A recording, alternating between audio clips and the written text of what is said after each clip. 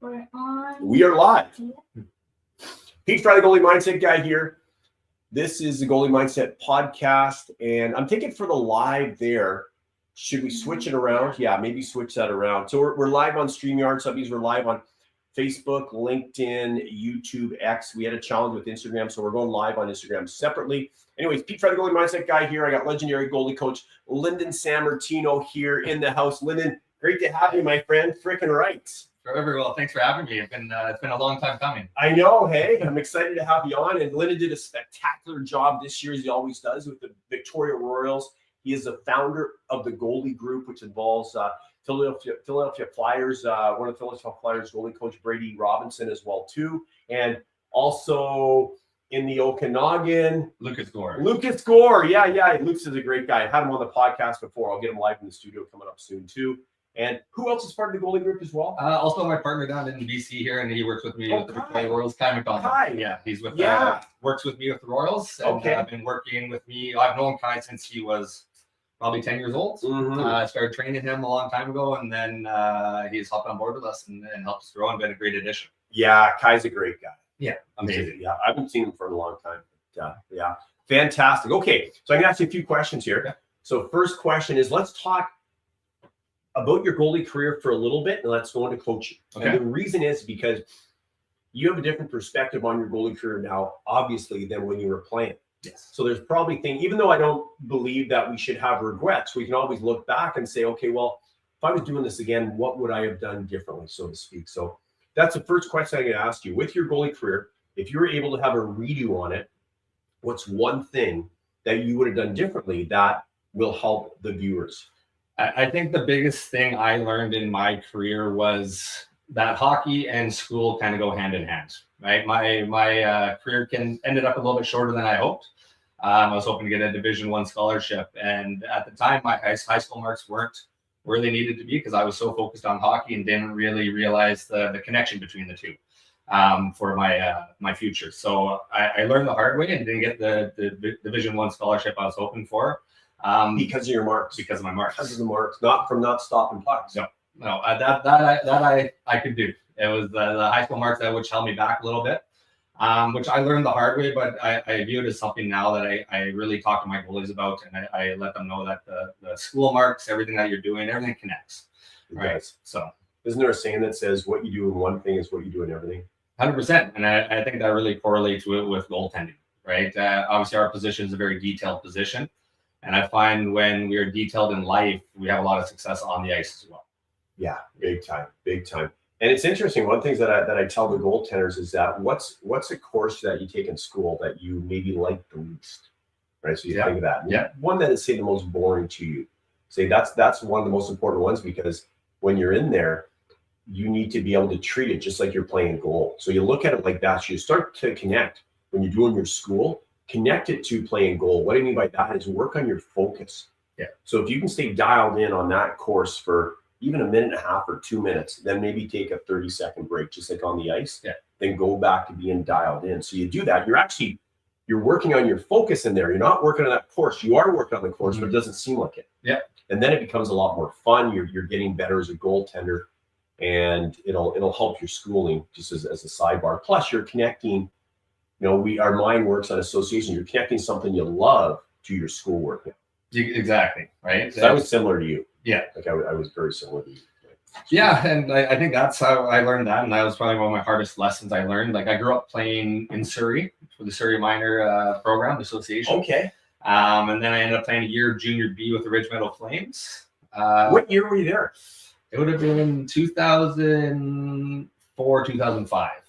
2004, 2000. Okay. Yeah. Okay. And then after that, I ended up out in Yorkton, Saskatchewan, which at the time I didn't know where it was. Growing up in Vancouver, going all the way out to Saskatchewan to play in a small town, I absolutely loved it. Loved my time there. Got to do a lot of things I never did back in BC, like going on outdoor rinks, snowmobiling, ice fishing, different things like that. And then after that, obviously my scholarship that I was hoping for didn't come, and then ended up trying out for a pro team down in the States, the Louisiana Ice Gators. That ended up falling through. And then that was at the time Brady Robinson approached me, who was training my brother-in-law, Lauren Brossois. Yep. who was working with Ian Clark at the same time, to help run Ian's company, Ian Clark's company, GDI at the time in BC for him. So I decided to do that with Brady for the year, and here I am 20 years later. Wow. Still doing it. Amazing stuff. Amazing stuff. So in your jump from minor hockey, actually, I'm going to back it up a little bit. What was the biggest adversity you experienced in minor hockey? I think the biggest adversity I experienced myself was my height. Okay. And I think changing people's view on my size and more looking at, instead of how tall I was, but how I stopped the puck. Got it. How I worked, my competitive nature, all those other little different pieces. Yeah. Obviously, our position is a position that size can help. And I went through that, and I think that's the view everyone always had of me is like, okay, you're small. And I always had to change everybody's perception of that. Instead of them seeing me as small, I wanted them to see me as a goal. And I think that was the adversity I faced. And I remember being young, and it's really getting to me mentally. Yeah. Right. It was draining always being told that, because that's something I couldn't change. Who would tell you that? Coaches? Coaches. Yeah. What would they say? Evaluators. You're not big enough. You're not tall enough. That's. Yeah. And it's hard to hear, especially at a young age, because like I said, it's something I can't control.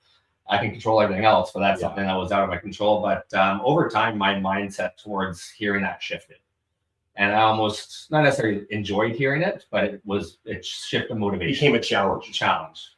Kind of watch me kind of thing. So I think that for me was the biggest piece of adversity I faced through my minor hockey career. Yeah. And moving up into junior and stuff like that. Always having to change people's perception away from my size. Yeah. Big time. It's funny. I had one of my clients, and he was standing beside Yusei Soros, and he asked him, and he's like, I think I probably was like 5'10", 5'11". I was taller than Yusei Soros. Yeah. And he asked him, he goes, how tall are you? And you know what his response was? As tall as they need to be to stop the puck. That's all he said. Yeah. That's and he is. He is.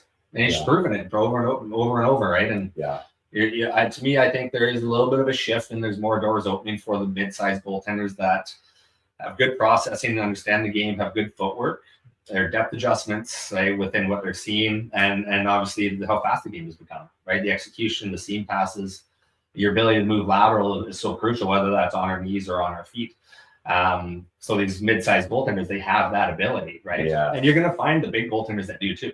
Mm-hmm. You're going to find the Vasilevskis, the Onters, those kind of guys that take up a lot of space, the Hellebucks, that play their game very well.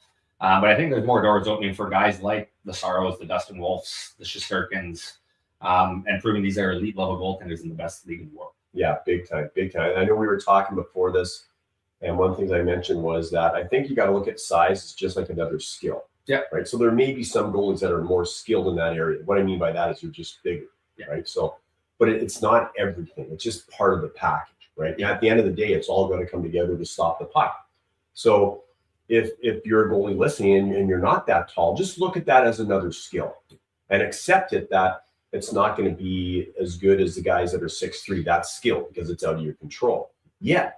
You can get better. You can be better than them at tracking the puck. You can be better than them at rebound control, a whole lot of different areas that you get.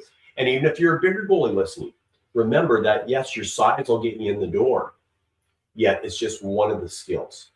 And if you look at it like that, say, I still got to get better at tracking the puck, rebound control, whatever that is that you're doing skills-wise. Yeah, and I think that's something I've learned over time is like if a scout is looking at a goaltender and say there's 5 different pieces to that and size is not one of your pieces, then those other 4 pieces have to be elite. Yeah. Right. And that's why you see the guys like the UC Saros and the Dustin Wolf, they have these elite skills that they've worked on because they could. Right. They realize that their size is what it's going to be, and they found a way to play within their size and be very successful at what they're doing.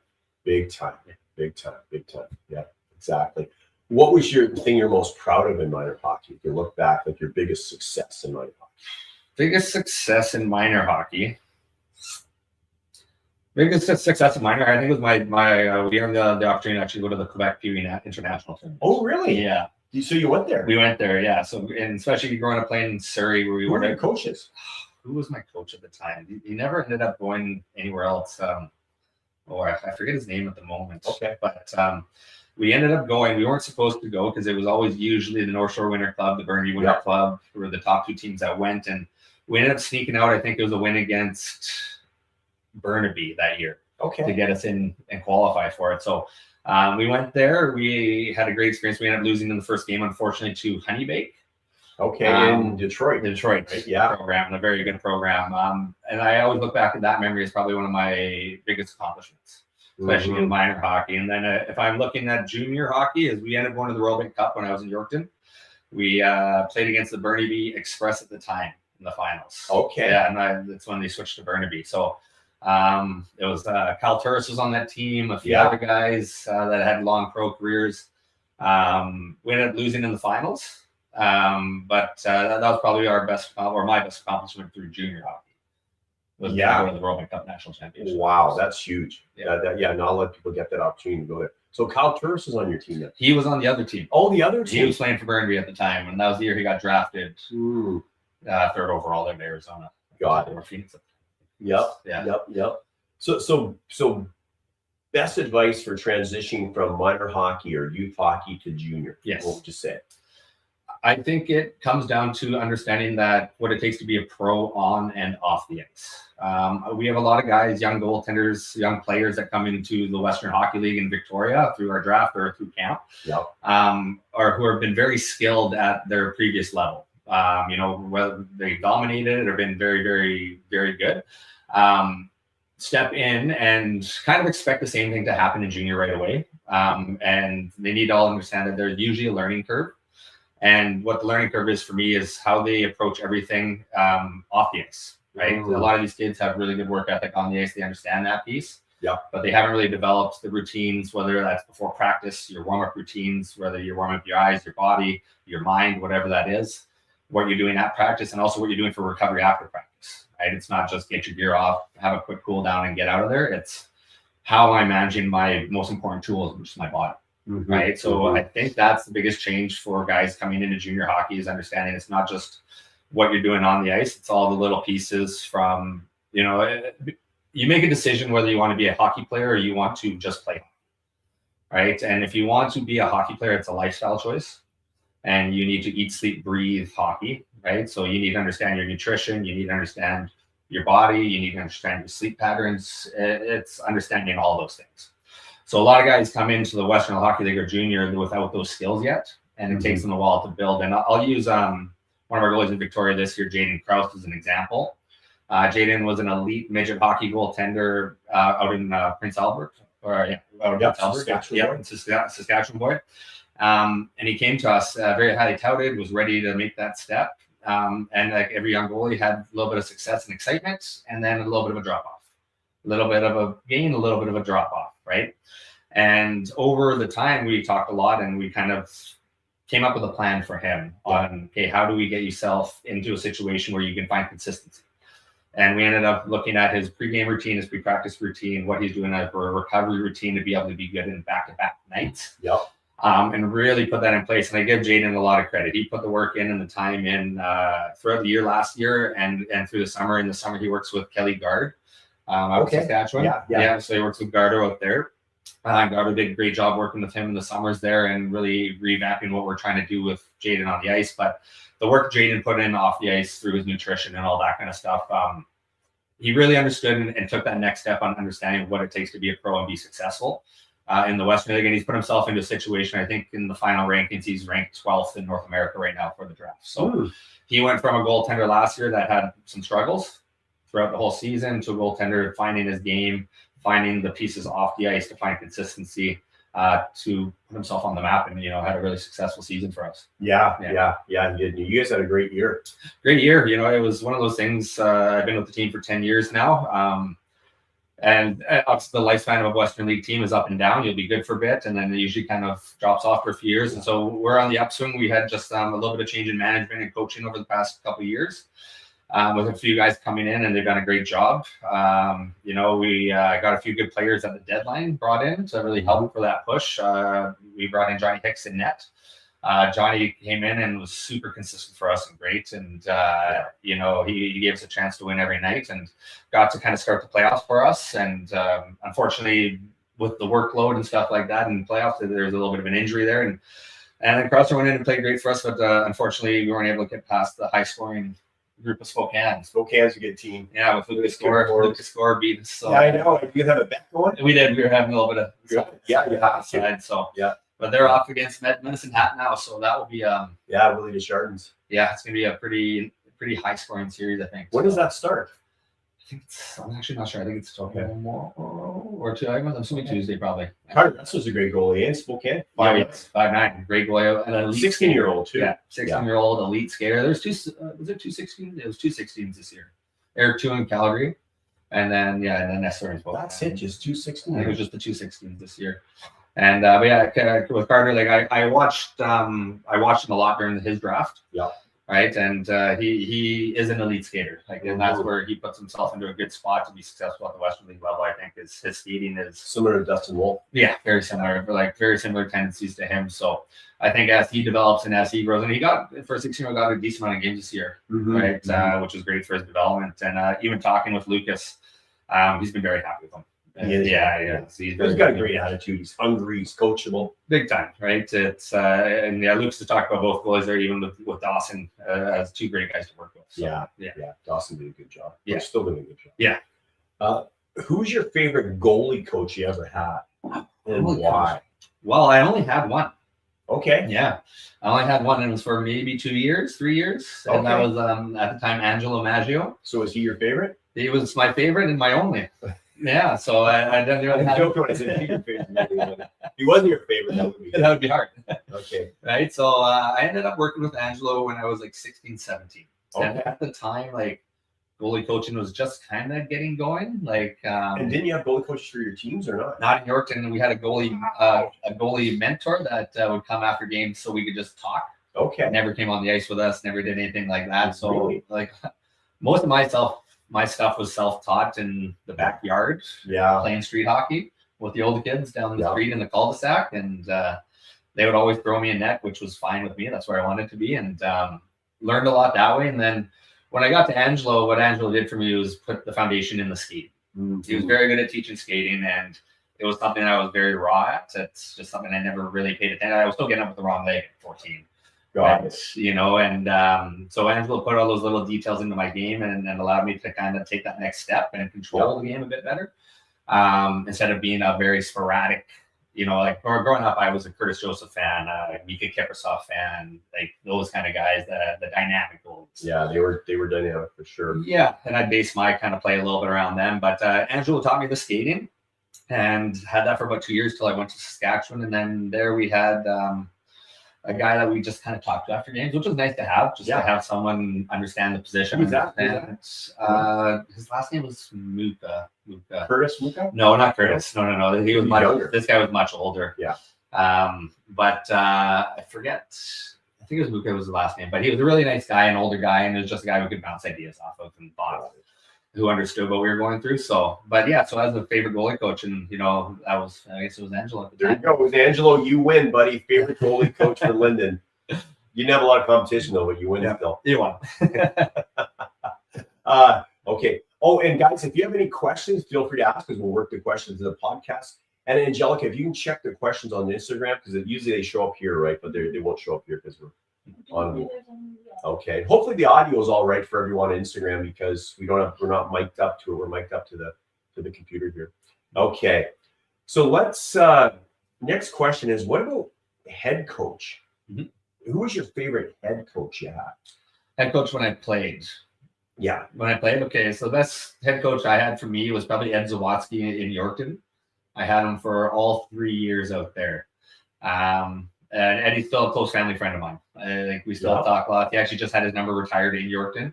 Nice. Sent him a little video for that. But it'd probably be Eddie. Eddie taught me a lot, and I grew up a lot in Saskatchewan under Eddie and understood what hard work was and how I could push myself. And, sometimes he had to motivate me, whether I agreed with that or not at the time. I look back on it as a lot of growth for me with how he did push me and get the most out of me. Sometimes he would challenge me on things I disagreed with, as sometimes coaches do. But I think what I understood was Eddie was always trying to get the best out of me. right? Even if he was getting after me or calling me out on certain things that I might have not agreed with, I look back on those moments and understood what he was trying to do. Mm-hmm. And I think that's something too. And when you get to those high levels, whether it's junior hockey or pro hockey, certain coaches have different approaches. And most of the time, I think it's when they do it the right way and they can get the most out of their players. And as long as the players understand that, right, I think that helps. Yeah, big time. Right. Okay, who's a coach that you didn't like? You don't have to tell the name. You don't have to give the name away. Yeah. I had Kelly Rudy on here. Right? I asked the same questions. Yeah. And I said, who's the coach that you didn't like? He goes, what was my last year playing in the National Hockey? I go, okay, well, anyone can hockey beat me and figure out who that coach was. Yeah. It was so funny. Anyways, who's a coach that you didn't like? You don't have to say the name and why. Yeah, like I personally don't think through my career there's any coach that I look back on that I didn't like. Really? Yeah. Okay. I find that's strange because a lot of times goalies have some coaches that they don't like. They just want to treat it well by. You've probably seen that. I've seen it. I have seen it happen. I've had conversations with my goalies that have had tough situations with coaches. And I personally look back and I don't really perceive any of my coaches to have been bad. Right. Mm-hmm. I try to perceive things I always try to find positives. Yeah. With everything. And this is something I try to really relate to my goalies as well. Like, the human nature, our mindset is always going to try to focus on a negative. Mm-hmm. Right. Whether that's through our DNA, through survival tactics of us evolving over time or whatever it is. We focus on the negative a lot, and whether that's in our training and our development. And I try to get my goaltenders, whether it's a bad set, bad rep. Okay, it's bad. Let's learn from the negative, but what was the positive? Yeah. And so when I look back on my coaches, is like, there were some coaches I didn't get along with great, but I think now where I'm at, I look back on it, and it's not that I dislike them. I disagreed with some things, mm-hmm. But I also learned a lot from dealing with coaches like that, right, and growing from it. So I don't necessarily look back and say there's any coaches that I didn't like. I think each coach allowed me to grow in a different way. Yeah. Right. Because I decided to look at it that way. Yeah. You have to. Right. Yeah. So I can't really look back and say there's any coach that specifically I'd say no, I didn't like. But I have had goaltenders that I've had long conversations with. They've had struggles with certain coaches and how they've been approached. As a goalie coach and as a head coach, I think it's very important for us to learn every kid. Specifically on how do they work, what makes them tick, who they are as people. And remember, there's a big human aspect to what we do, right? It's not just what we're doing on the ice and obviously trying to find success and win hockey games, right? There's that human aspect. And we are still, specifically at the Western Hockey League, I think sometimes I even do it myself is I forget these kids are 16 to 20 years old. Yeah. We treat them like pros. We expect them to be pros, but then all of a sudden I have to take a step back sometimes like, oh yeah, 17. They're still kids. They're kids. They're still learning. So I think, so that's not really, I guess, a perfect answer to your question, but there's that. To me, there's not someone I really ever disliked or hated as a coach. I think there's coaches I like more than others. Yeah. But I learned something from each one of them. Yeah, for sure. Yeah. What are your thoughts on coaches that don't tell goalies if they're going to be starting or not until they get to the rink? I disagree with it personally, and this is the conversation I've had with coaches, right? Mm-hmm. And I think majority, if not all goalies will agree is like they want to know at least 24 hours before. Yeah. Right. And I understand why certain coaches say that they are not going to tell their goaltenders till like day of game and things like that, or like at the game, like to make sure both guys are prepared. But I think you're going to be prepared anyways if you're not playing. You got to be prepared. You got to be prepared, especially at those levels, right? And I think for just the peace of mind that goalie will knowing that they're starting 24 hours before allows them to settle in. Yeah. Right. Mentally, physically, all of it. Not that, if you're not knowing, you're also going to do the same thing, but I just think there's something different mentally. Well, as a goalie, it's a position that has more controllables than any position on the planet. I think, can you think of something that has more controllables? Any position, any job? I don't think so. No. Right. So all the coach is doing, if he's not telling them that they're going to play, is he's giving them another uncontrollable. Yeah. And another uncertainty. And as humans, we that's why they're goalies, because they like a certain amount of uncertainty. Yeah.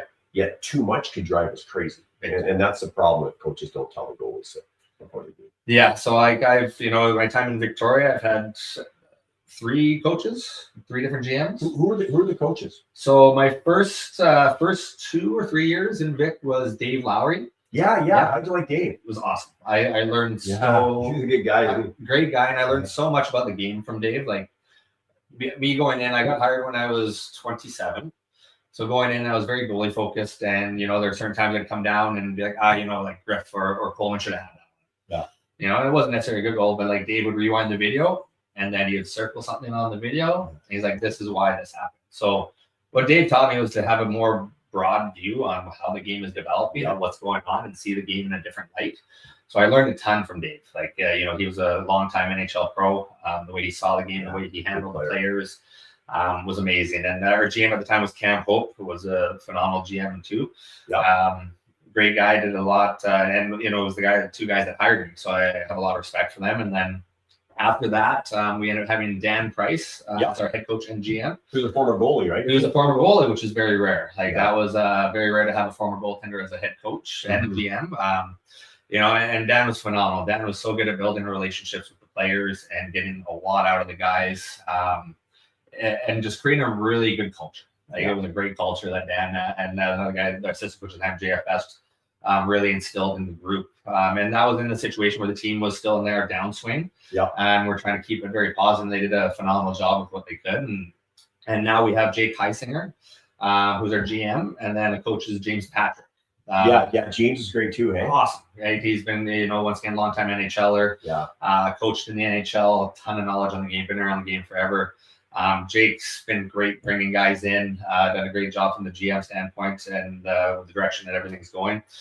So I've gone through all those kind of different styles of coaches and learned a lot from each one of them, right? Because each one of them views the game a little bit differently. They even view the goalie position differently, right? And what their expectations are from their goaltenders. And I think that's part of one thing I've learned over the time and having the shifts between different coaching styles and different GMs is understanding that each one has a different expectation and what they're trying to, what they're looking for and what they're trying to accomplish.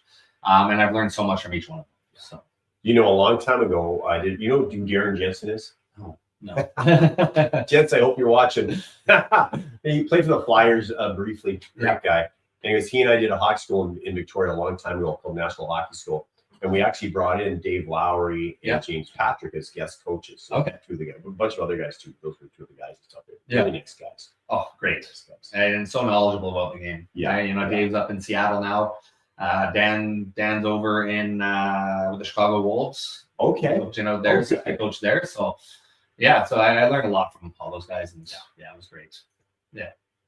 Okay, so let's switch over from anything else you want to talk about as far as playing career goes, because after that I want to switch over to coaching. Yeah, no, that's my playing career was relatively short. Did a lot more than what a lot of people don't even play junior. Right? So 100%. I'm just kidding, but nothing more really from my playing career besides it's one of those things I just feel very lucky to have had the career I did, and for what I got to do. Obviously, my goal was to play in the NHL and move past that. But I look back and I understand how lucky I was just to play junior hockey, right? Yes. And continue to have the friends that I made. Right, relationships that I made. Like if I went back to Yorkton today, I'd have 10 people open up their doors for me to. Relationships are huge, hey? Huge. That's one thing I would change going back to junior. Yeah, I would have made sure I had way better relationships with more players. Yeah, stayed in contact more. But sometimes you're a kid, you don't know, and some guys you don't like and stuff. But I would have. Yeah. After it's fine. You stay in contact with them after, which is good. You want more coffee? We'll get more coffee. Sure. Yeah, I knew he was going to say yes. Yes, please. Angelica, can you get some more coffee? And can I get a little more tea too? Would you like to come in here? No. No, I don't think so. Yeah, because it'll show on the video. You guys don't need to see the teapot, do you? Make fun of me. Okay. Okay, so let's switch over to coaching. Okay. Switch over to coaching and tell us about the Goalie Group. So the Goalie Group, I guess we've been the Goalie Group for about 10 years now. Okay. Yeah, so the Goalie Group started when I first got to Victoria. So we've been at first we were known as LSGC, which was just Lynden Sammartino Goalie Consulting. Yeah.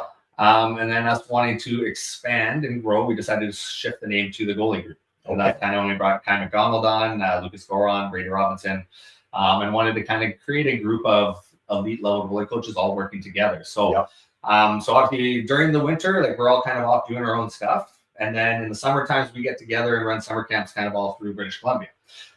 So it's myself, Lucas Goron, Brady Robinson, and Kai, and we kind of form a traveling circus, I guess you could call it. And we start actually this year. Me, myself, and Kai, we actually ran a camp in Budapest, Hungary last summer. Really? Budapest. In Budapest, yeah. So we're going back. How did that evolve? How did that happen? So that happened through the West Coast prep camp that I do in Port Alberni. Oh, you do that camp? Yeah, I've been doing that one for That's 20 a good years. camp. It's been around for a long time. Long time. Great camp. They bring in about anywhere from 500 to 800 to 1,000 kids, depending on the year. Every year? Yeah, it's a month-long camp, and you can kind of pick. Oh, it is? Yeah, so you pick what weeks you want to come to. Okay. And they have dorms. Oh, 1 they week have at a food. time, though. You could. There's the kids from Europe stay for the full 3 weeks. Okay. Like, they stay for a long time. So I ended up, the guy Istvan Spieler brought over a bunch of kids from Hungary, and kind of his son was a goalie, and started working with him and built that relationship over time. And he was starting to do some goalie coaching over in Hungary, and been meaning to bring us over for a while. And we finally got it going last year. We were supposed to do it in 2020, and obviously everybody remembers what happened then. The world is shutting down, but COVID. Yeah, COVID kind of. So we were waiting, and got it going last year, and was an absolutely amazing experience. And we're going to go back again this year in July and do another 7-day camp there. Nice. Yeah, and it's pretty cool because we're trying to help them too. Is one of the goalies that we met there, one of the female goalies, she's actually committed to come and play for Delta Academy next year. Oh, great. For the female program. So we're working at trying to help them come across to North America and open some doors. So we're going to go back to that camp in July. It's crazy how hockey is growing throughout the whole world. Everywhere. Yeah. Everywhere. It's, we've been lucky enough, as mentioned earlier too, like we were working with the Danish National Federation all year, working with pro teams in France and Briançon.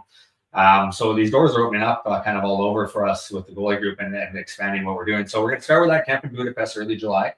And then we go to the Port Alberni prep camp for 2 weeks. We run the 2 goalie weeks there. That's myself, Brady Robinson, and Kai. Okay. And then after that, Kai and Brady and then we're going to head up to Kelowna with Lucas. Okay. Or camp up there. And then they come back down and we run our camp in Delta, which is one of our biggest camps. And then we also, at the same time, Lucas will run a camp in Kamloops. Got it. And then after that, we go to Victoria. You're busy. We're busy. And then we kind of roll right into training camps and all that kind of stuff. So the summers are busy, but we enjoy the summer camps. It's a little bit of a change of pace. And then, with the Goalie Group during the winter, we continue to work with the minor hockey associations, the academies, with Delta and St. George. We also work with the UBC men's and female team. So the winters are relatively busy for us. With that, we have some private lessons, some clinics, all that kind of stuff going on as well. And we have a couple other kind of things going on. We have what we call the program running, which is meant for all of our Western League, NCAA pro goalies. And it's a different training experience where it's focused on a 2-hour ice time. We have a hip specialist come out, Scott Marchant, who's working with our goaltender. That is key. I've been doing some hip stuff with my workouts and stuff. It's so powerful. Oh, it's massive. And I think it's for us as goaltenders too to understand how to take care of our hips, right? I've had some clients had to retire at 20, 19, 20. And I've never seen that prior when I was playing, right? And obviously with the the evolution of the RVH, the movements and the overall strain on the goalie's body, it's something I think we want to give our young, especially goalies at that level, understanding of what to do for their hips and take care of it. And I've learned a lot through my brother-in-law, Lauren Broswell, right? Okay. He's your brother-in-law? Yeah, he's my wife's brother. Where's he playing now? He's in Chicago this year, but ended up his knee injury was kept him out all season. Unfortunately, so he's rehabbing. He's back in Vancouver. Who's your brother-in-law? Lauren Broswell. Yeah, no, he's your brother-in-law. Yeah, he's my brother-in-law. So is it your wife's brother? Yes, my wife's brother. Okay, pretty smart. Yeah. So I learned a lot from him because he's kind of a student of his body. Yeah. Like he could have a kinesiology degree without. He played for Winnipeg, right? Played for Winnipeg, Edmonton, Winnipeg, then won a cup in Vegas, and then back to Winnipeg for another stint, and then ended up in Chicago this year. So I've learned a lot about the body from him and what he does for his hips. And he works with a guy, which you probably know of, Adam Francilia. Yes. Yep. Yeah. Up we call me a friend, who is you could call the goalie guru of the off ice right now. What he's doing, right? Yep. He's really found that niche and works with a lot of the elite guys at the NHL level. And so I've learned a lot from those guys. So we're trying to implement that into this program for our Western League guys. And it's a program that has 3 phases, right? Go through May, June, and then one in August, finishing with the camp and a little bit of 3-on-3 stuff. And then other than that, just what we're doing in Europe. And that's great. Yeah, we're busy, but it's fun. We love what we do. So I bet it's easy for people to find you. I'm assuming they just they Google the Goalie Group or Yeah. the Insta. They go Goalie Group. Goalie Group. You. Yeah, the Goalie Group. And yeah, so that's kind of the main stuff we have going on right now. We are in the middle of trying to create a video platform system. Okay. For goalie coaches. So it's not an analytics thing per se, but it is an analysis program that we're going to try to offer to different goalie schools or goalie coaches or teams. Yep. Where basically, instead of them just getting the goalie touches from whether they're using ClearSight, they're using ScoreLogic, or they're using Instat, we want to be able to break down each goalie's movement into categories. Okay. So if you're finding a trend, because obviously with the analysis at the same time, it's going to spit out a report. Yep. Right. And if you start seeing trends and you could say, okay, well, my goalie's having issues from going from low to slot situations. Okay, let's pull up every low slot situation I've seen all year. Okay. And see what's causing the issue. Yeah, that'd be helpful. Right. So you can come up with an actionable plan, right, backed by a little bit of data, spit out by the program. And so we're trying to put this in, it's in its infancy stage right now. Okay. So it's something that I'll show you as we I'd love to see it. And working with different clients and different things and what it's actually going to. Do you have an ETA when you're going to launch it? Well, right now we're collecting the data. So right now we're coding games, we're doing all that kind of stuff, and seeing what this thing fits. And we're going to revamp it a little bit. It's something that's going to continue to evolve. And I think we're going to be able to evolve it to a way different goalie coaches and the things they want to see. Okay. Right. You know, if it's a certain goalie coach that, specifically wants to see the net play stuff in a certain light or get a certain report on it. It could be a program that they can use for scouting, right? Or pre-scouts, really taking a deeper dive and under the hood look at what their goalies that they might be drafting, right? And what kind of style they're looking for. Okay. So, but yeah, so we have a few different cool things going on, but yeah, that's what we have. And then for myself, obviously, I think hoping to be back in Vic again next year and see what the future holds. Yeah. So you just travel back and forth on the ferry? Yeah, basically we're ideally there. We try to make it there 3 weeks out of the month. Oh, really? It's either you or Kai. Yes. Yeah. So we're usually trying to flip flop depending on schedule. The schedule this year for the Royals was a little bit hard. I think they were gone. Was it November? They were gone pretty much 25 days. They were on the road. So it depends on the schedule, but we bounce back and forth, which we do a lot of work on the islands, which is nice. Yeah. So I've been doing and picking up a lot of the minor hockey stuff over there and working with different programs. But yeah, so it's basically 3 weeks out of the month. They try to get us there. So. Awesome. That's great. Oh, it's amazing. Great. Yeah. Yeah. Sometimes some teams will have a guy fly in once every 2 months. And that's kind of what I've heard. Like some other guys they've come into our program, like whether it was a couple guys from different teams, I won't mention teams or anything like that, who have just said that what we do in Victoria is great. Right. The amount of touches that we get with our goaltenders. And the big thing me and Kai do a lot too is we're always in constant contact too with our guys. Right? I think that is so crucial, whether we are there or if they're on the road, just being that sounding board for them to kind of talk to. Yeah. Big time. Who's the goalie that you've worked with that you're most proud of? Most proud of? I know it's probably more than one, but just one that stands out. There's a lot of, the one I would say is probably, as mentioned, Griffin Outhouse. Okay. Just to where he started and where he is and, who he's growing into. Yep. Right? Not even just as a goaltender, but as a person. He's probably going to hear this and laugh about that, but I'd probably say Griff. Okay. And I think that's something, like I said, he's someone that it was my first goal in Victoria, someone that had a great career in the Western Hockey League. Great career in the Western Hockey League. Someone that we kind of grew up together. Okay. In a way, right? Me as a young goalie coach, him as a young goalie in the league, and figuring things out kind of together. And like I said, he's someone who works with me in the summers. He's someone my girls call uncle. Right? So and just I'm very proud of who he is and where he's gone and what he's done through the ups and downs of his career and things. So but yeah, that's kind of the first thing. There's multiple goaltenders through my time, 100%. I could go on and on about a whole long list, but I think just Griff and the relationship I built with him over time and watching him grow into a young man and have a lot of success. So that'd be the guy. He's the guy. Griff's the guy. Yeah. Who's the goalie, without naming any names? Who's the goalie that you didn't like to work with, and what was the reason why? Without naming names.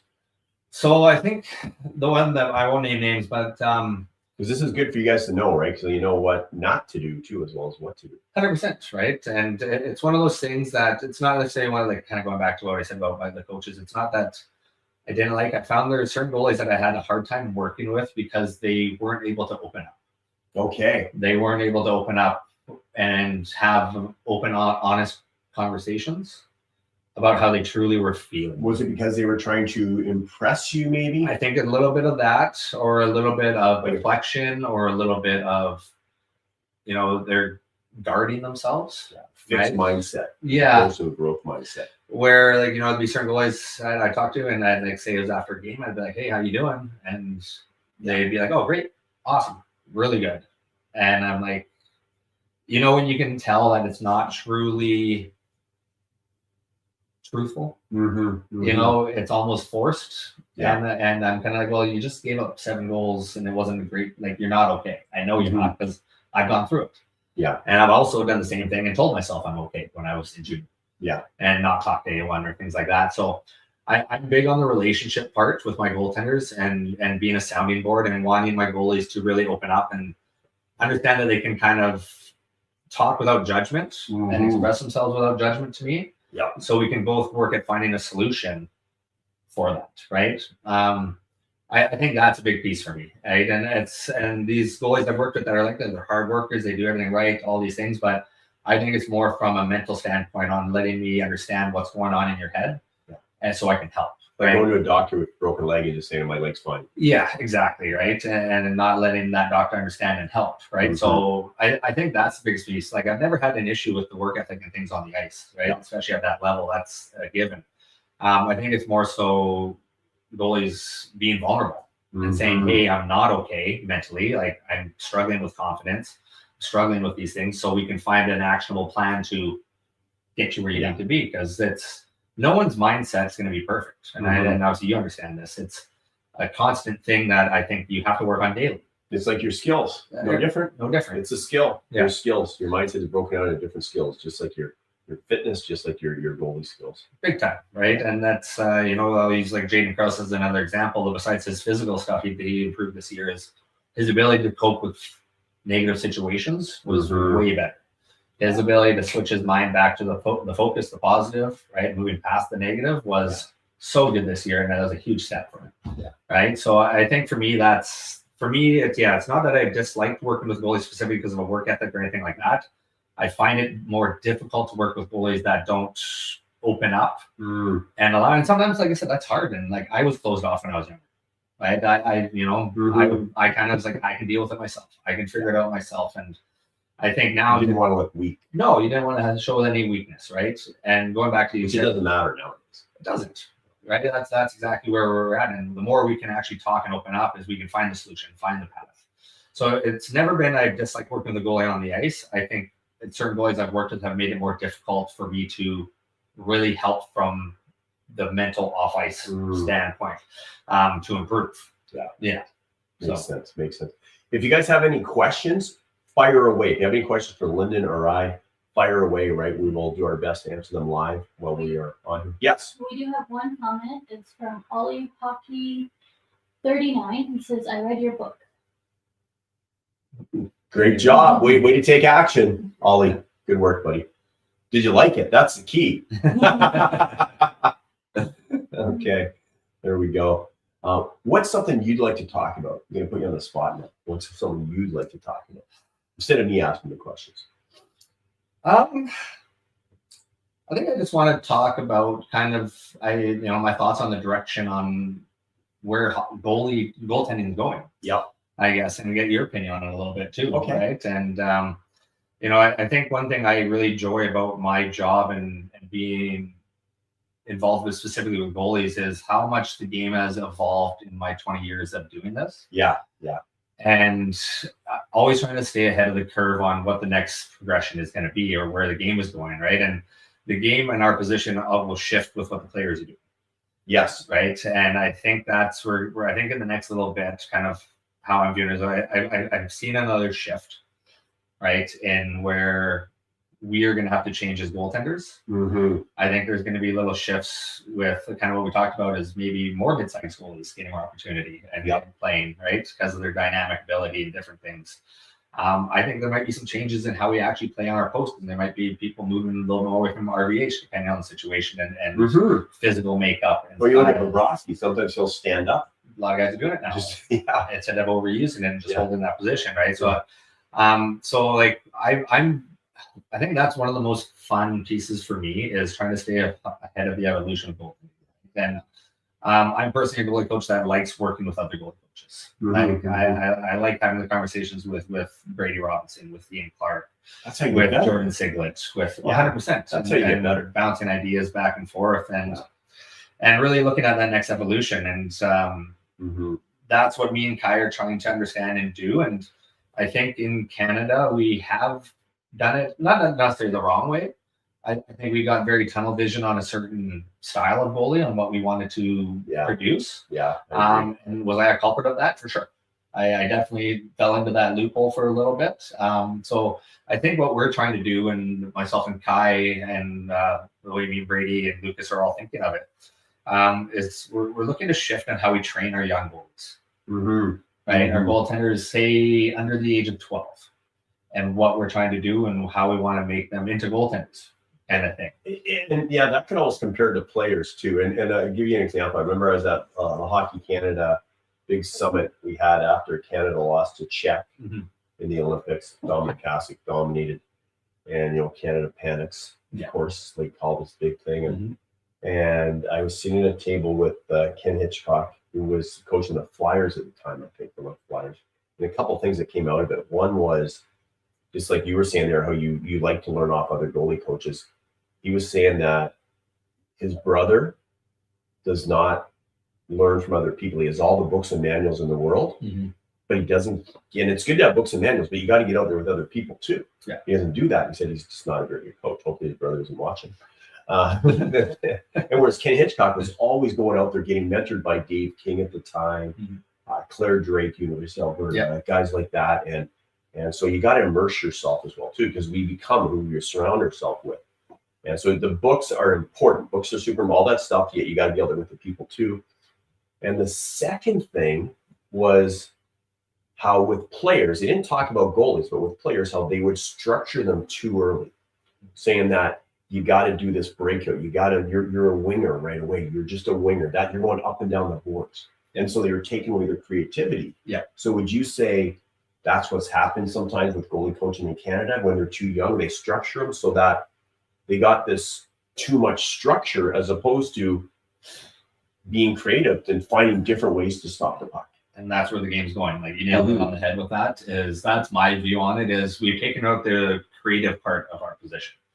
Right. We created little cookie cutter robots. I had 9-year-olds that looked like pros when they moved.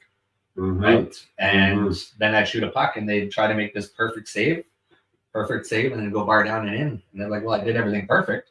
I was like, well, no, you didn't stop the puck. And then they kind of clued into me. I'm like, okay, like we're taking away that creative aspect of read and react and like a little bit of street hockey. Find a way. So the way we're trying to approach our younger goaltenders is we are going to teach obviously skating, right? We're going to teach that foundation of skating. Huge. But when it comes down to save process, we're going to give a lot more freedom to those younger guys. We're going to allow like this is what we're working on for movement. When you get here, stop it. Find a way. I'm not going to tell you the perfect way to do it. We'll add that in later. We'll add that structure in later. So I love that. That's huge. Like because you can always add those other pieces in later. When you look at Bobrovsky when they beat Edmonton, last year, like he freaking did a 2-pad stack. It didn't matter. He was doing whatever it took to stop the puck. He was standing up instead of doing the RDH. And he had the clear outcome that he was going to stop the puck no matter what. He was playing the game. Or you go back to a Dominic Hasek, who people would look at and say, well, technically he's not very good, but he was really good because he could read the play so well, and he would just do whatever it takes to stop the puck. Well, that and here's a comment. It says, it says Pete, you don't know what you're talking about. Goalie coach Doc Mitch. Mitch, the great Mitch. You're gonna witness Lynden break a board, Mitch, just like you did. You're excited? We're gonna break a board. Yeah, we are. Sure. He says, agree 100% on the post-play change.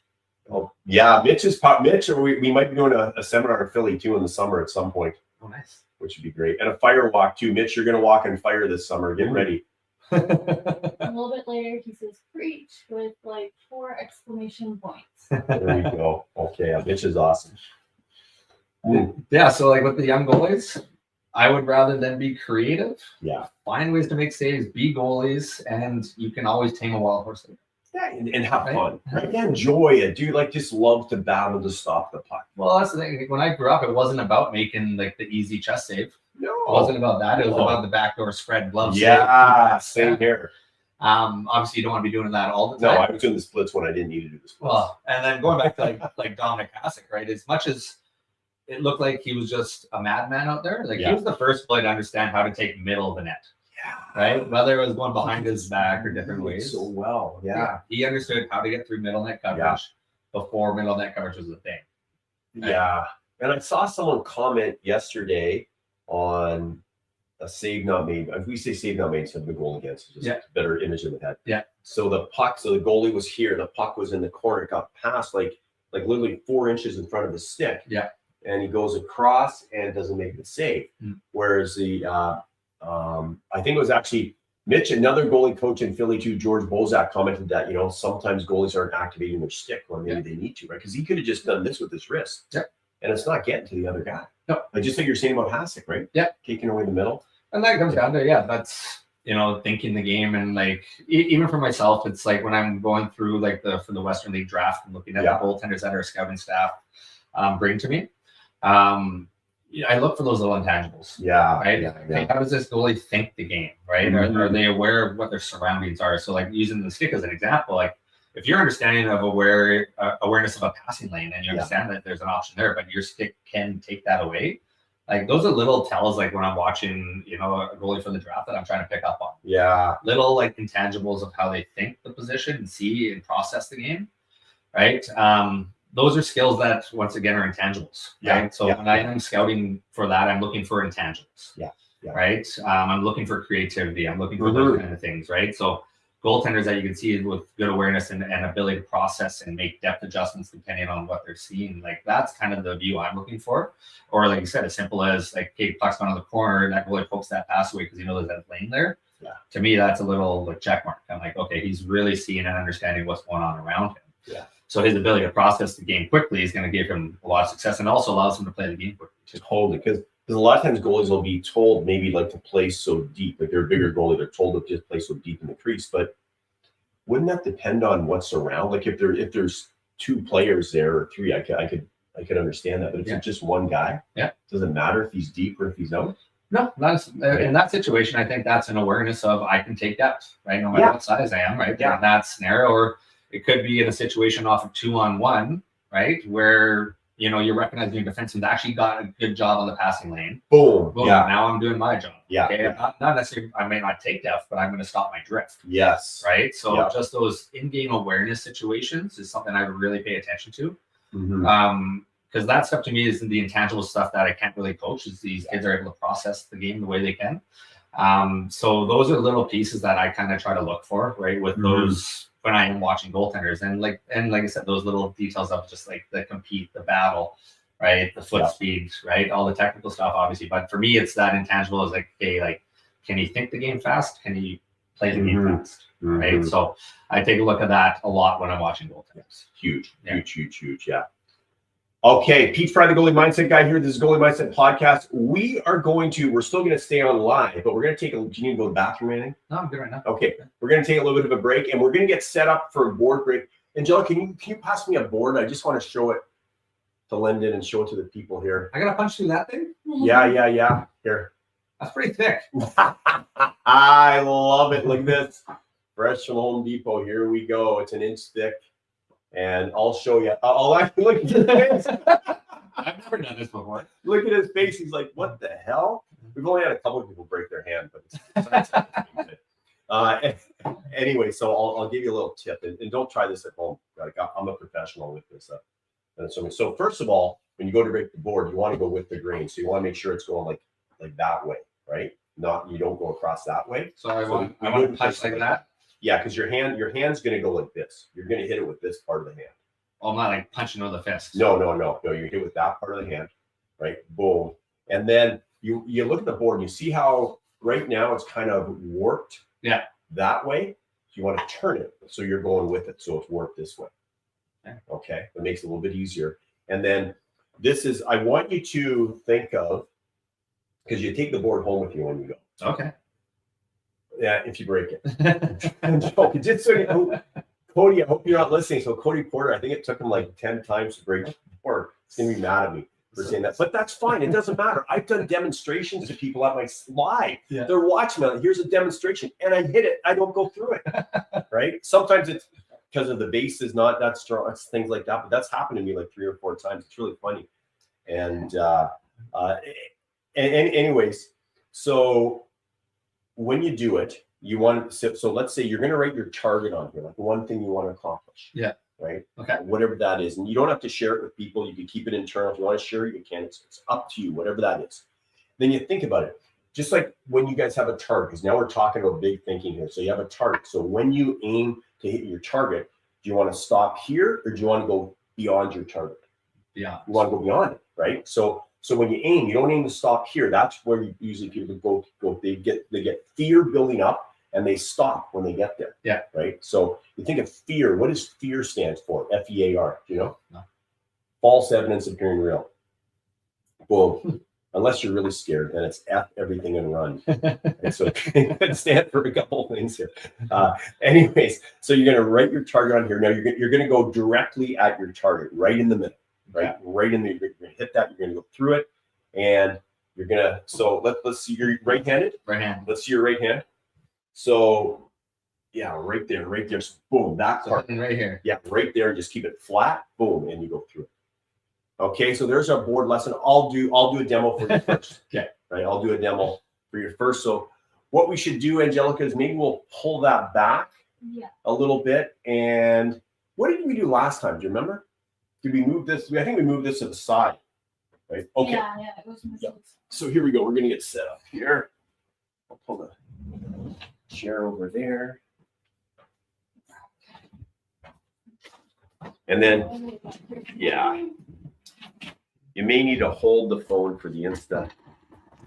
Oh, here we go. Here, I'm going to take this out. Yeah.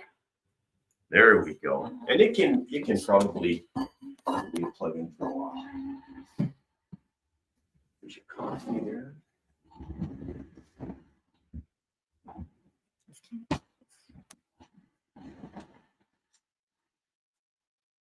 Okay, so we got that.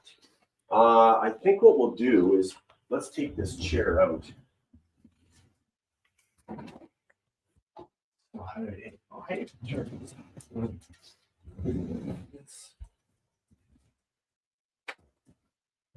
Focus your phone right here. Oh, okay. So you got her. Thank you. There we go.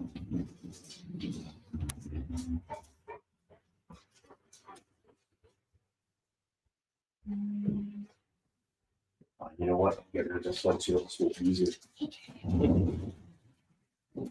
So we're going to break the board. Then you're going to see Lynden eat some raw liver.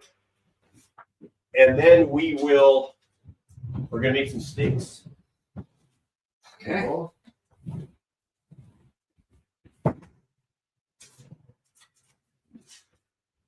Okay, so now we got to bring this stuff over. These bricks. Now we got to set up our base.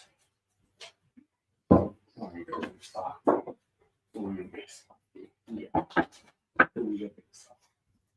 Okay. All right. Let's see. We'll put this there so we can stand here. Perfect. Height. I hit down on it. Yeah. Yep. You bet.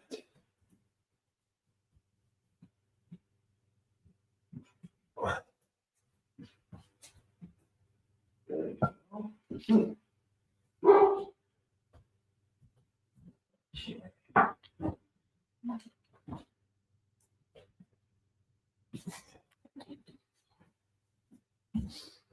Oh, I think I might have uneven here.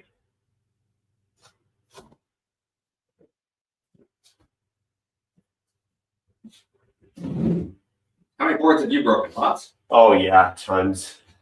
Just gotta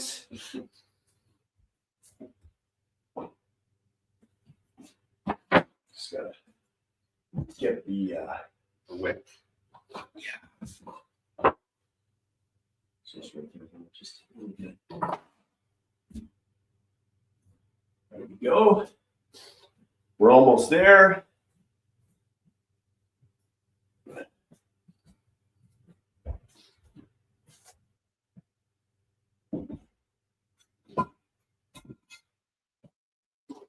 And one more. One more to go.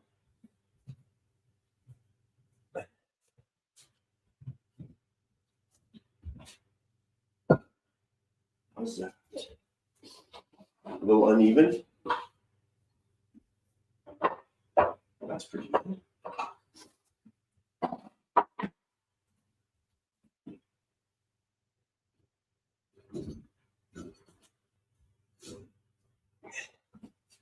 Okay, we're almost ready. That's good enough. Okay, so when we break it, number one, oh, we need a Sharpie. Do we have a Sharpie? Don't think we do. We do somewhere. Here, I'll be right back. I'll let you entertain everyone. Lynn's going to talk to you guys. Well, any questions you have for Lynden, fire away. Yeah, well, this is definitely something I didn't expect to do. Right? But I'm up for the challenge. Can't say I've ever broken a wood board with my hand. So, Turner, what do you think about this? Huh? What do you think? Come say hi. Right? Turner's gonna have some liver too. Nice. Oh, you'll be fired up. Are you? You'll be fired up. Let me see. Here's me. So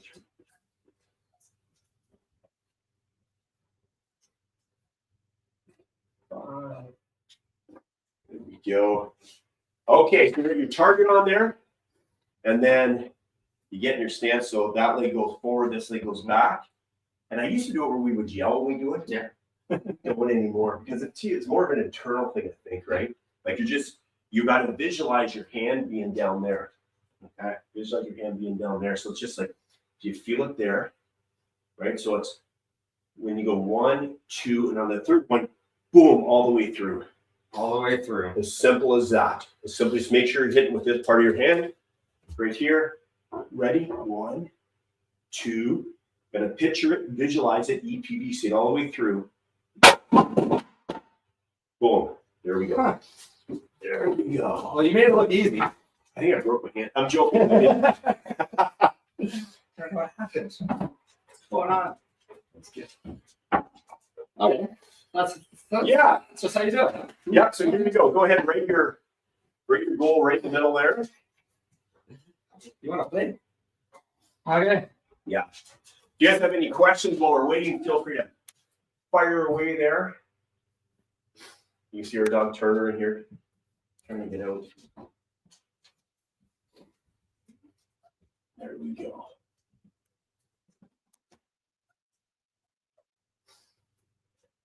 Love it. I would you put a date there. Put a date. Oh, a date. Yes. What is it? The 4th? No, not today's date, but the date you want to achieve that by.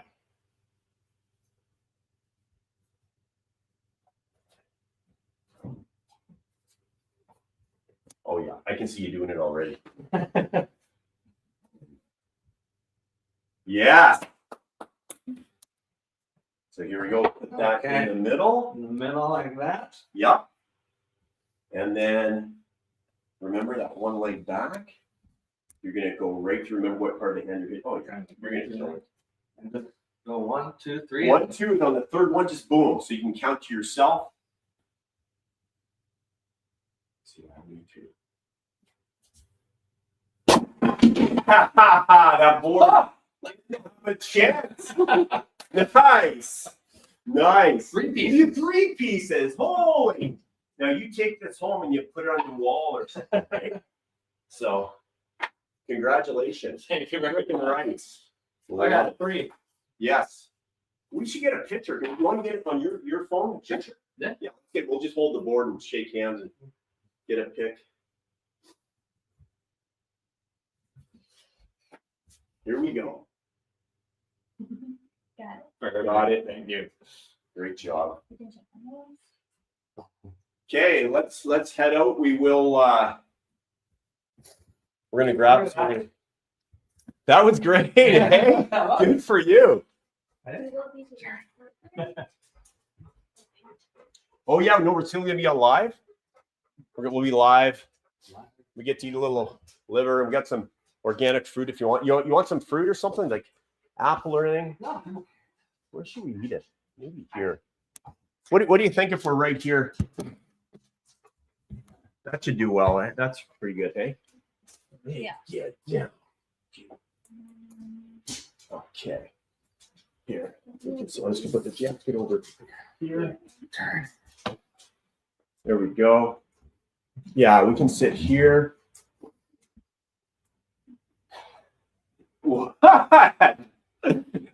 Here, grab a seat. That's the raw liver there.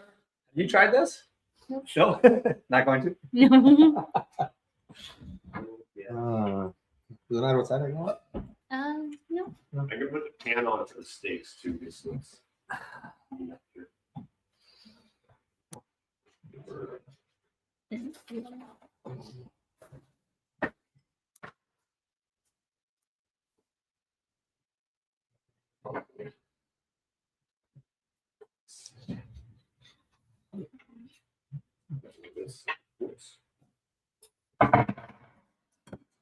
There we go. Do you want any honey? It's up to you if you want honey on it or not. Probably. Yeah. Colby Hay, right? Yeah. So he came over and I had some cherries too. So he put a little piece of liver with the cherry and honey, and it was unbelievable. Really? Yeah. How often do you eat raw liver? Every day, raw liver or raw heart. Every day. Yeah. And so sometimes we run out. So I think I missed yesterday. Yeah. Because we just got some more out there. Where do you get I'll it get from? you a spoon for that. We get it from Aurora Farm. Aurora Farms in Prince George. Okay. So we get it shipped every month. Yeah. There you go.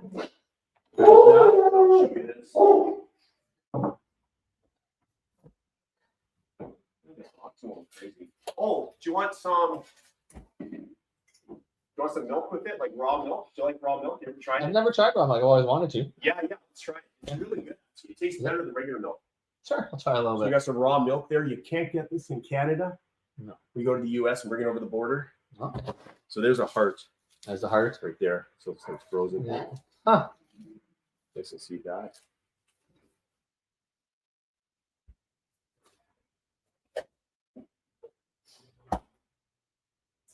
Okay.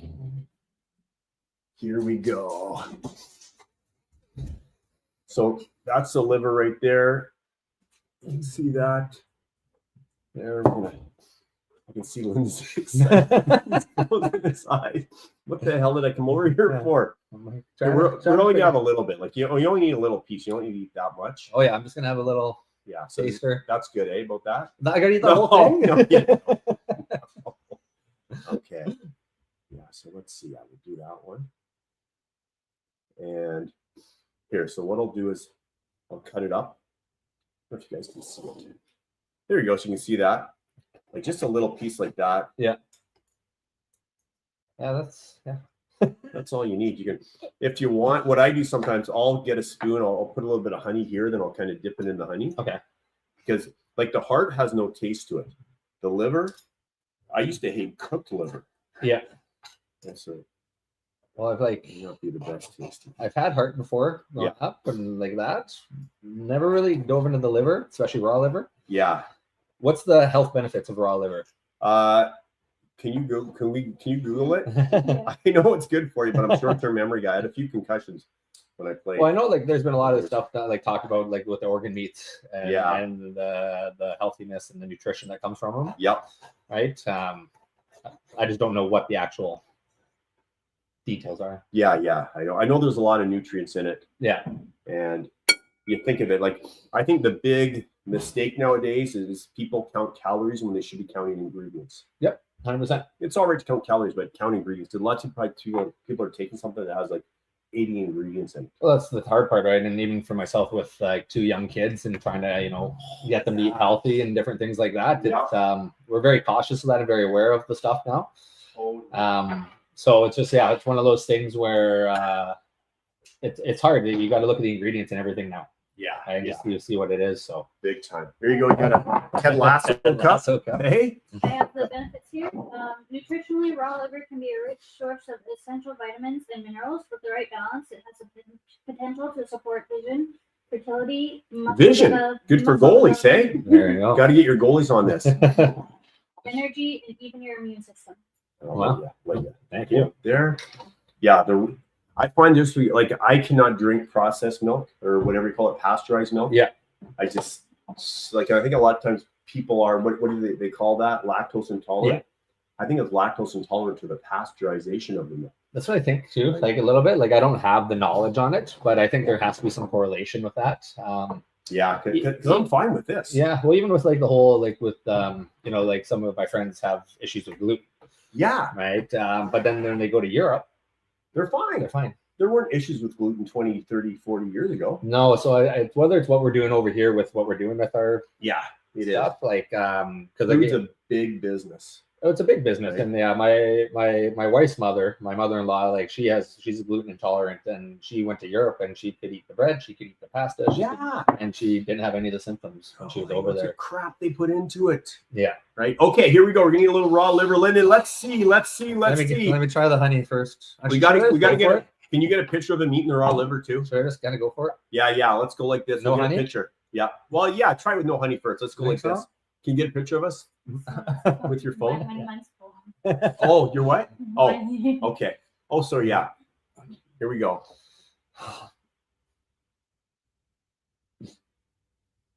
There we go.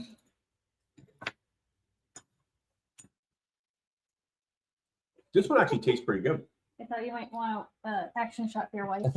Thank you. That's actually not bad. That's not bad. Sometimes it's got like a worse taste to it, but this one's actually pretty good. Yeah, it was almost sweet to start. Yeah, I know. I don't know about the aftertaste. Yeah, I know. That's why you got the milk. That's why I got the milk. You got the chaser. You can have more if you want. You don't have to. It's up to you. I'm gonna pass. The fact that you get a little piece, that's huge.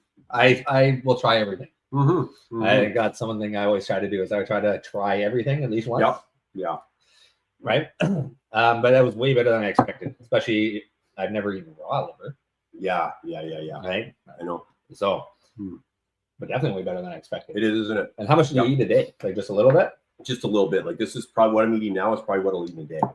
You don't need like I think there's been studies that show that you could actually eat too much of it, which is not good to eat too much, just because you get too much of one type of vitamin or something like that. I think. I guess that's like with anything, right? You try to find that balance of too much or too little. Yep. And I think everybody's body is probably a little bit different on how it responds and reacts. It is. Kind of thing. So, but yeah, that's the first time I've broken a board. First time I've eaten raw liver. First time I've had raw milk. Freaking right. Oh, really? Yeah. Wow. Yeah. Yeah, the raw milk is great. It's nice. Well, that's the thing. I've looked for it in Canada. I know it's not here. I can't get it in Canada. So you're probably good with a farm, but I think it's illegal, right? Because you're not allowed to sell it there. Turner. Go a treat for Turner. Turner gonna be happy. Yep. Here, that's how I feed him.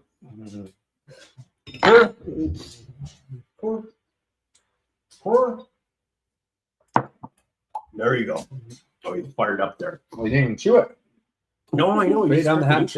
Straight down the hatch. Okay. Here, I'll put this stuff back here. I'll be right back. The burner should be hot enough for the steaks. One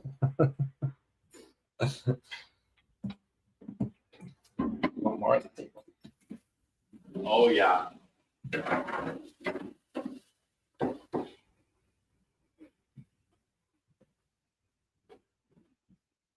There we go. Well, yeah, definitely didn't expect to be doing that today. Sorry, what's that? I definitely didn't expect that. No. It is good. You know what you can do is there's a great guy to follow, Paul Salazino, right? And he's like the carnivore MD. He's a doctor. And I don't know if he does it, but I know someone, what they do is they put the liver in the ice cube trays. Okay. And they just have a little piece each day. Oh, really? Yeah, when it's a little bit frozen, it's actually easier to eat, I find. Huh. Do that. Let's see. What is this? Oh, thank you very much.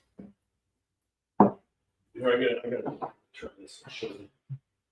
Where's that Billy?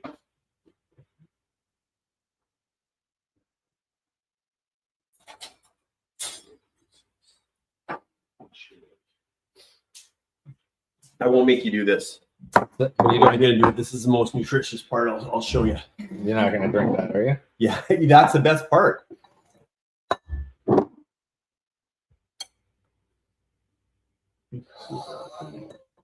What? God, think of the nutrients that are in there. It's huge. I don't disagree with that. There's not a lot, just a little. There you go. You see that bottoms up. It tastes better than the liver. I can't. It does. There's not as much aftertaste to it. Super healthy. Okay, I'll be right back. I guess we're going to. I'm gonna stick to my coffee. Yeah. Stick to the coffee. That's. Yeah. You want more coffee? No, I'm perfect. I'm perfect. I'll be up all night.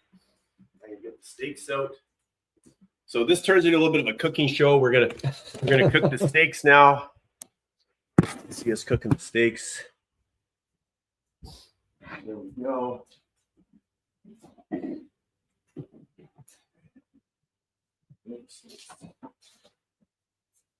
Here we go. So even the steaks are good. They're grass fed, grass finished. Like that. We're eating meats. Or get away from there. Is it from the same place you get all meat? No. Aurora Farms is in Prince George, and this is in Poco. Okay. Yeah. I don't think they have one in North Van. Well, I always go to the one I go to is Two Rivers. Okay. Down in North Van, really good butcher shop. Oh, it is. Hey? Yeah, really good. Really nice. Awesome. Yeah. How do you like your steak? Usually rare. Rare. Okay. Yeah. Yeah, I'm the same. Yeah. So I do about like 30 seconds on each side. Or sorry, no, a minute and 30 seconds on each side. I was like 30. That's like blue. Yeah. No, I didn't. Oh, we'll season it first too. What do you? I usually just put a little bit of on it, some salt too. I'm a salt and pepper guy. Okay. Yeah. So we'll do that. We'll season them. If I could do it right here. Thank you very much. There you go. And you want some fruit, some organic fruit? I'm okay with fruit right now. You're good. Okay. I'll stick to the meat side of things, I guess.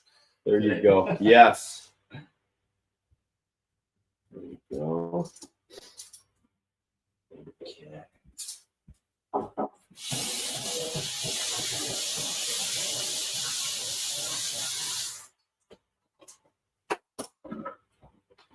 Those.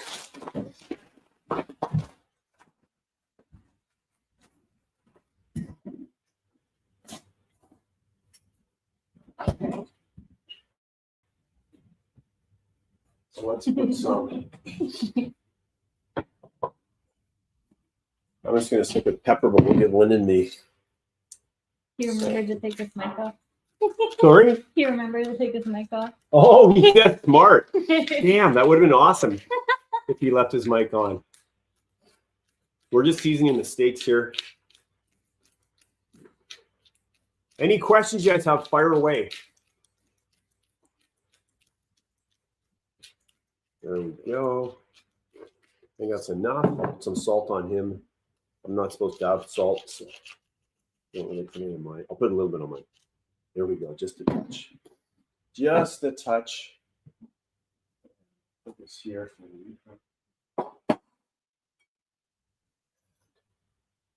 So go back away from turn. Just the one side? Sorry. Just the one side? Oh shoot. Thank you. Put him back. No, I should do the other side too. Look at you. Turner, you want one of those? I put him behind you. May not be the best chef. She caught me. I was just going to do one side of it. Let me know if this is good, like how much you want. Oh, yeah. I'm not picky. Okay. That looks good. There we go. Yeah. Just a touch. We're ready to rock and roll. Put these on the burner. Okay.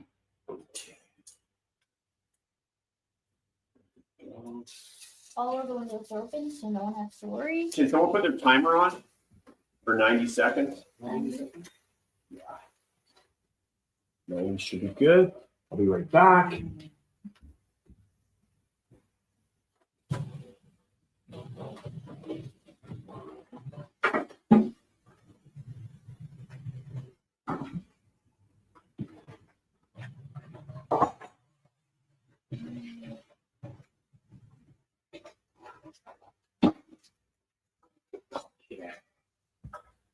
There we go.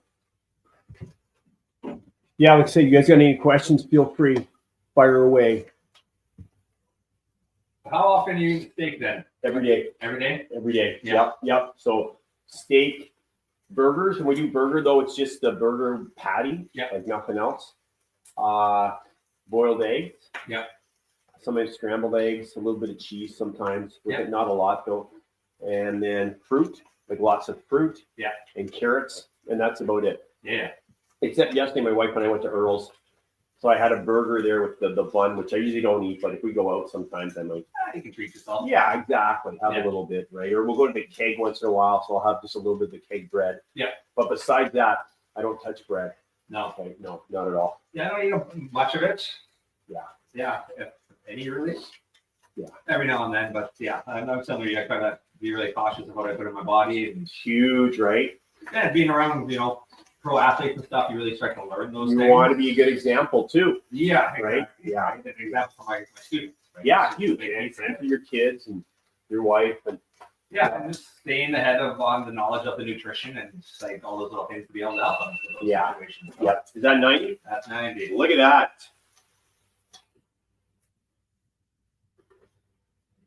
But yeah, I learned a lot from Lauren and like what he's learned from Efran and Okay. those guys. And, Yeah. Is Efrain big on the nutrition too? yeah, Yes. he's a very interesting guy. Like he's a guy Okay. you can sit there and talk for hours about anything, and his knowledge is so vast. Yep.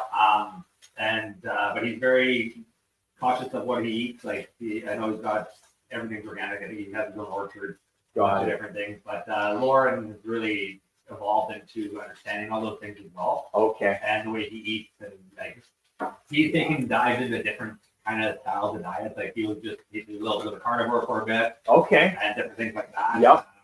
And he kind of played around with what responds well to his body.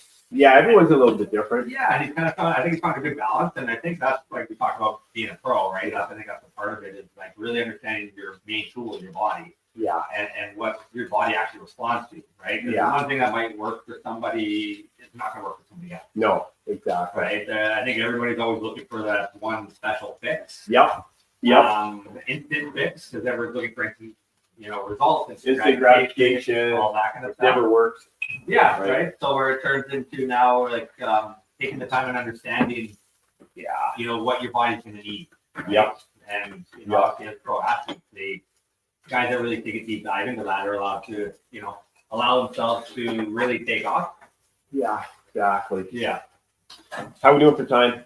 10 seconds. 10 seconds. Okay.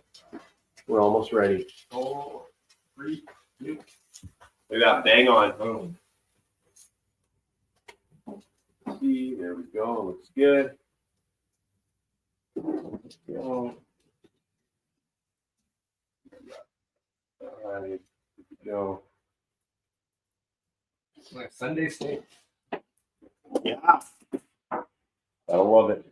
Okay, so I'll put this here. I'll get the.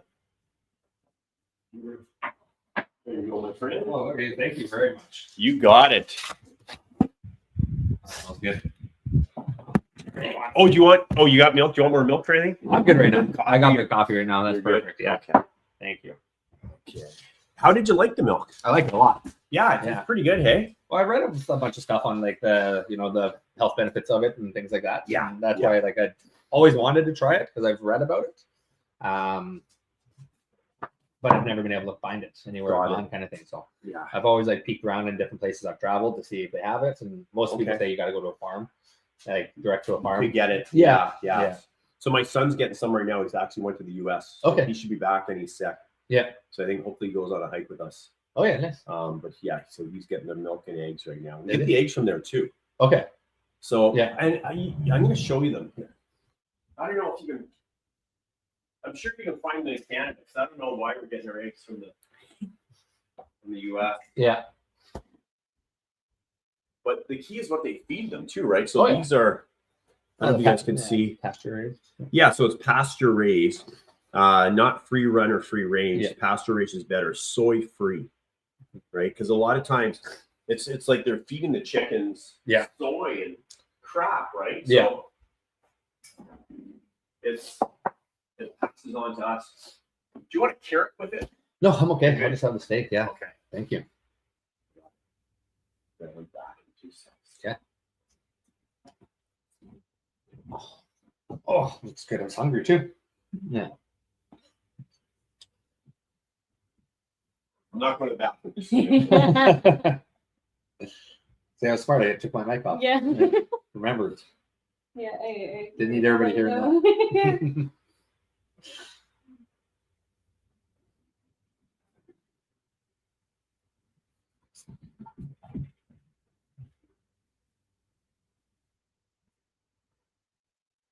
No questions, hey? No. Okay. We've answered all the questions. Yep. Well, let's dig in. Yeah.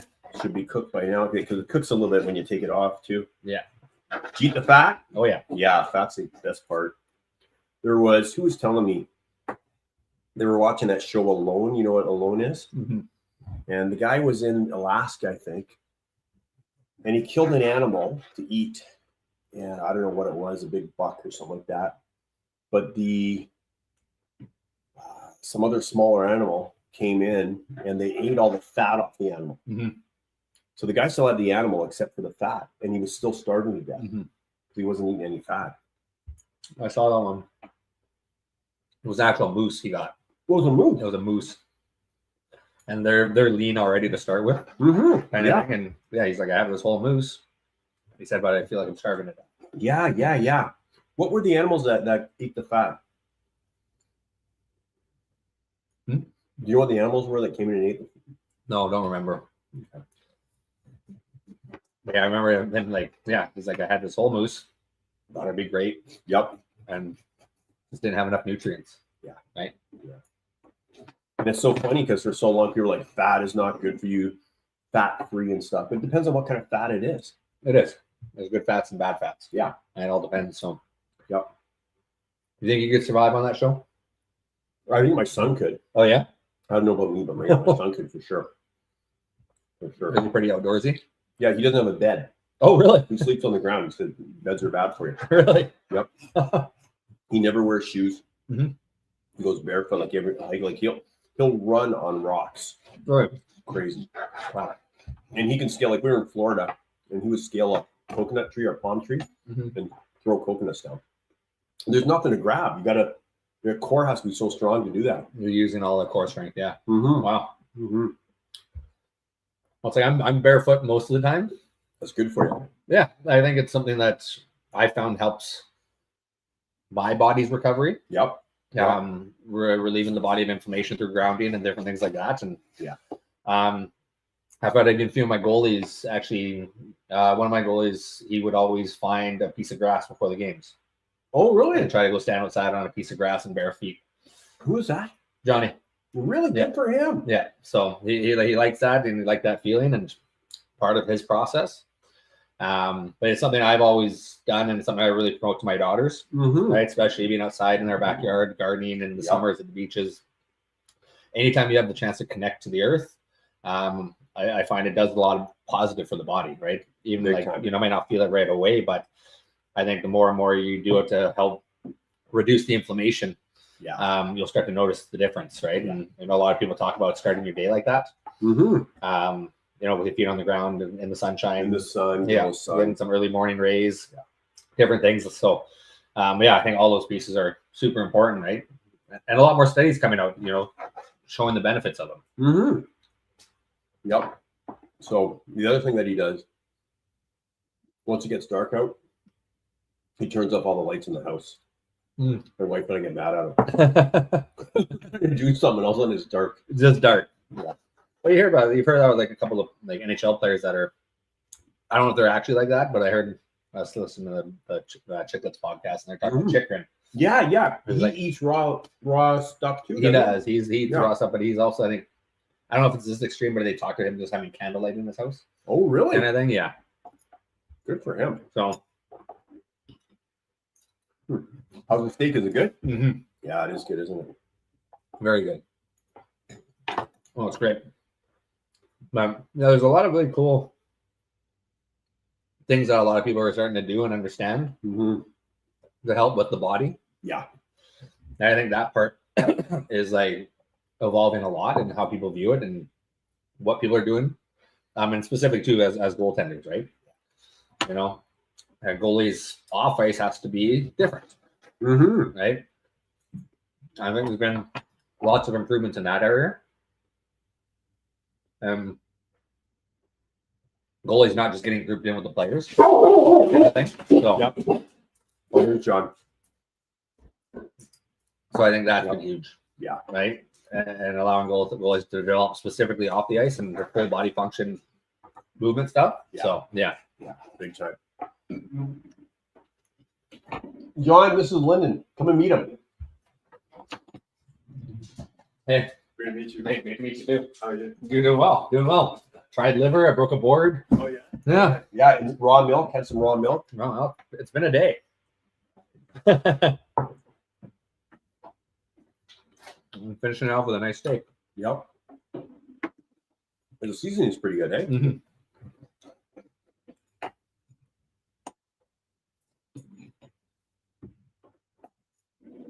No questions. Questions for Lynden or I? Yeah, I mean, it's fire away. Mhm. No instant questions, eh? Just some requests. to join. From who? Party Marty? He always requests to join. The recent one was Dallas. Who? I'm not sure how to say that. That's funny. Dale Rojo. Okay. Yeah. Gail, if you have any questions, feel free to fire away. Well, that was a very good steak. Yeah. That was great. Mm-hmm. John, you ready for a hike? John will lead us. We'll see if we can find a bear. How long is this hike going to be? Oh, not that long. Not long? Okay. How long do you want to go for? It's your vacation. Probably got another about 30 or so Yeah. minutes. Yeah. Go for a half an hour hike? Yeah. Half an hour hike, John? That's good, eh? Yeah. About, Yeah, we've been here for over 2 hours. yeah. Been rolling. It's Mm-hmm. been good. Doesn't feel like that long though. I know. Flies by. Yeah. Yeah. Yep. Especially just like my first time doing something like this and never know Mhm. what to expect or how to go. So by the time it goes by quick. Mhm. Yeah. And then you said you talked with Ian a few weeks back. Yeah, he was over. Nice. For the podcast. I didn't have any raw stuff for him to eat or any boards to break at that time, so it wasn't quite as exciting. Yeah. I'll have him over again. Yeah. Nice. Mm-hmm. Yeah. And so, as far as breaking the board, people will go through like months of training to do that. Oh, really? Yeah. Maybe I found my hidden talent. There you go. There you go. Career change. Oh, it's all up here. Yeah. It's all up here. What is up there? Like even when I was lining up to do it, you could kind of sense that, Mm-hmm. right? Mm-hmm. I was more so when I was watching you, I was like, okay, I don't know if I'm gonna be able to do that. I was doing a seminar in Calgary. And you kind of get over it. Yeah. Yeah. A goalie was getting up to do that, and he had a couple other buddies in the seminar. Yeah. So he's getting ready. He's looking at his buddies. He's smiling, blah, blah, blah, blah. He goes to break the board, doesn't break it. Yeah. Buddies kind of laugh at them. So he goes to do it again, doesn't break it. Yeah. Right. So we had to just do a full reset with me. He broke it the third time. Yeah. He was scared and he wasn't focused on. He was focused on his friends. Okay. Yeah. That makes sense. Mm-hmm. That just shows you the power of the mind. Yeah. Right. If you can shift it and have it focused, and like the ability to focus for 60 minutes straight is hard. Mm-hmm. Right. And I'm not sure if you do this at all. I guess I But I talked to my goalies a little bit about breaking the game up. Yeah, that's why I just released a book called Concentrate. Okay. And it's all about every whistle treated the same. Because Yep. a lot of guys treat it differently. Like they're thinking of what just happened. Yeah. As opposed to just rest, relax, revitalize. Yeah. I mean, that's the only job when the whistle goes. Yeah. Then before it starts, a little pre-face-off routine, and then fully dial. Yeah. Because that way, you're breaking it up. Because if you concentrate on something, you keep concentrating on it over time, it's going to go down. Yeah. So we got to break it up. The more powerful our downtime, the more powerful our uptime. Yeah. And then plays on the far end, our team has control. And then like 80-20. Yeah. 80% resting, 20% aware, ready to snap back in. Yeah. Yeah, it's a good balance of that, right? Yeah. And you need that. Mm-hmm. Definitely need that. Yeah. Okay. I think I'm done. I think we're ready for our hike. I gotta go to the bathroom first. I'll make sure to take my mic off. It could be more entertaining if I leave it on. And a quick little barefoot hike. Oh. You want to go barefoot? Yeah. I'll go barefoot. You go barefoot. Yeah. Let's do it. I'll be right back. You'll see us. Well, I guess we won't be going live. We could stay Insta live. How are we doing for power? Or do you think it's better to go behind the scenes? Just a little over than half, but I think we're good. Okay. You know what? Why don't we use the other camera for it? Yeah. Do we have room on that, you think? Do you want to check it? Yeah. And if so, then we'll stop the Insta live. So, yeah, we're going to stop. We're going to stop this live now. We're going to stay Insta live for a bit to find out if we're going that way. We're just figuring out if we have power in the other camera. Yeah. If not, then we'll stop the Insta live. So, last chance for any questions. The great Lynden Sammartino and myself, Pete Fry, the Goalie Mindset Guy. This is a Goalie Mindset podcast. We've had a great podcast with Lynden. Covered his goalie career, what he learned from it. We covered his goalie coaching. He does a great job with the Victoria Royals in the Western Hockey League, and he's the founder of the Goalie Group, and you'll see him as an NHL goalie coach in the near future as well. And after that, Lynden broke a board. We got the pictures to prove it, and then he ate some raw liver. Didn't drink the raw blood though. I was kind of disappointed. Drew the line there. He ate some raw liver. Then we had a steak. So now we're off to go on a hike there. So I'm going to sign off. Great to see everyone. Stay great. We're going to stay live on Insta for a bit until we figure it out. Here we go. Any final words, Lynden? Last chance. Thank you for having me and appreciate it. Yeah. I hope everyone enjoyed it. A lot of new things for myself as well. So Great having you on, my friend. great having you as well. Frickin' Thank right. you so much.